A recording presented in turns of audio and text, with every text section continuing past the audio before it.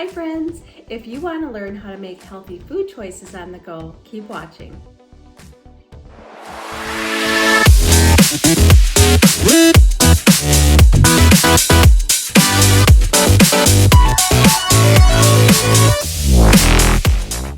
Try as we might, it's not always possible to always pre-plan and prepare our meals ahead of time.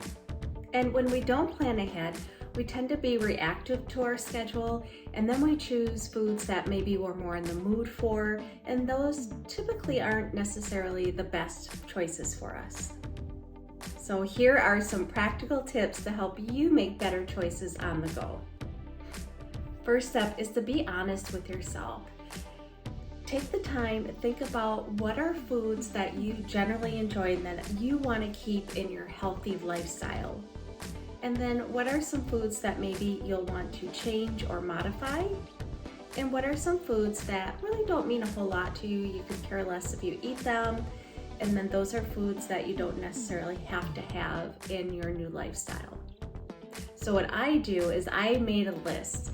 I have a list of foods that may not be necessarily the best, but I know that I want to keep them in my lifestyle. They're very important to me. They give me joy. And those are foods that I need to allot for if I'm tracking calories, or if I'm tracking the rest of the day if I should eat healthy or not because I'm eating that type of food. And then there are foods that I enjoy, but I don't mind maybe figuring out how to make them healthier, how to modify it, such as spaghetti. So I can figure out what are some portion sizes of whole grain spaghetti, and then what are some tomato sauces that are healthier, organic, or maybe have less calories if I'm focusing on my weight. And then there are foods that maybe you can totally give up. They don't serve you, you eat them, they don't bring you joy, and they're not so good for you. So for me, I know there were certain types of chips that just really don't mean a lot to me. If they're around, I'll eat them. But considering that a lot of times they'll have saturated fat, trans fats, a lot of sodium, there's certain chips that I just don't enter or have as a trigger in my household. Remember, this whole process of trying to eat better is progress, not perfection. So on a daily basis, you're just not always going to have a perfect day where you can pre-plan and have the perfect meal, but making these little changes along the way is really going to help give you progress. Number 2, getting the right tools. Getting the right kitchen tools can really help you make more time to pre-plan or prepare. So if you have certain machines that can cut and dice a little bit faster, maybe cook a little bit faster, maybe slow cookers that can help you make meals ahead of time without you being there the whole time to prep and prepare, those can help. When you're on the go, it really helps if you have enough measuring cups, measuring spoons, things like that, so that you can just take them out, grab them, and maybe you have multiple so you don't always have to use and then wash and use and then wash. That takes up more time, and then you're less likely to prepare and have ready those healthy foods. Make sure that you get containers that you can easily maybe cut up fruits and vegetables, have them in a container, or have enough containers that you can portion size them, have a few in the refrigerator so you can just grab and go, put them into your bag for either work or maybe the kids' after school activities. It might take a little bit more money out of your budget to be able to get those tools and resources, but if it helps you from not eating out as much or grabbing fast food on the go, it can really be a good investment to save money down the road. Don't forget about batch cooking.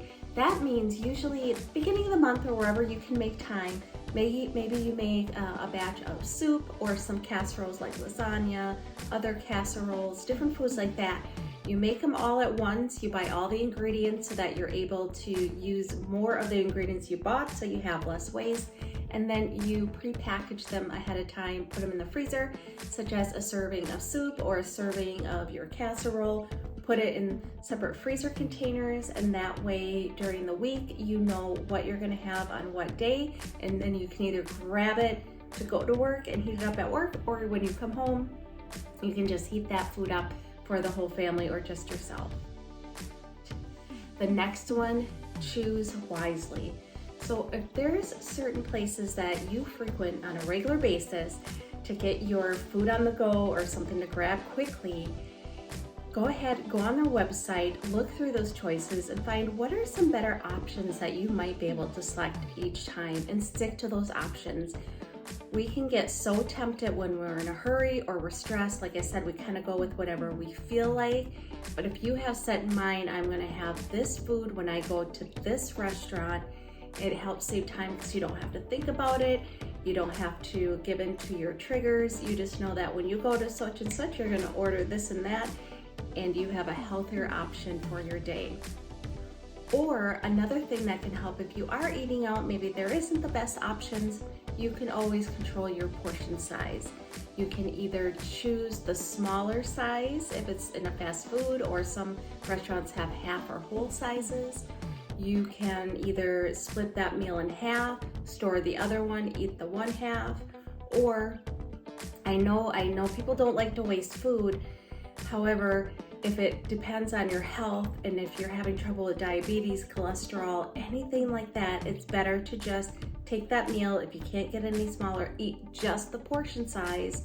And even if you can't freeze it or save that other half or gift to somebody else, it's going to be better for your health down the road. Be a smart snacker. So sometimes we don't either have time for a meal, or maybe there's long spaces between the meals we eat and we get hungry, our blood sugar feels like it's gonna get low or crash, or get tired, and we wanna grab those extra snacks, those extra foods. It doesn't mean that they have to sabotage our nutrition that day. So ideally, the best snack that we can have is usually 200 calories or less.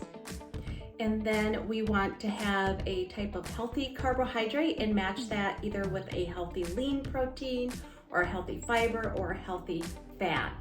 And that's going to help us get our, mostly the foods that come from that usually have the most nutrient density into it. It's usually going to help us feel fuller longer and help and prevent us from having that spike in our sugar and then downsliding, and then we get tired after that.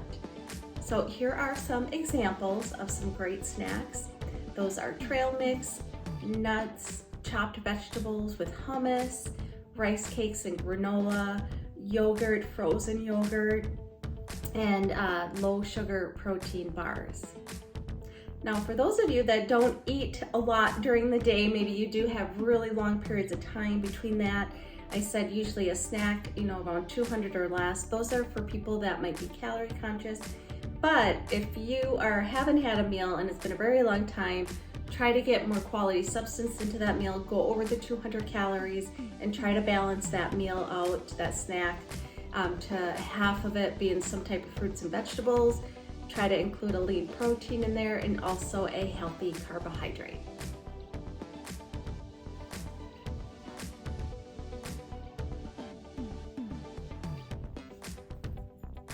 So I hope some of these suggestions help. Like I said, progress, not perfection. If you can pre-plan ahead for these meals to have at home and also on the go in your busy life, that is awesome. But you also want to have a plan B for the days when things aren't going to work out that way. Then you might have some pre-planned snacks ahead of time, other foods that you can take on the go. Or if you do need to eat out, you have some better options to help you keep track with your own health goals. Don't forget to like and subscribe. If this information was very helpful and you think it would help somebody else, feel free to share this video, and I hope that you have a blessed day.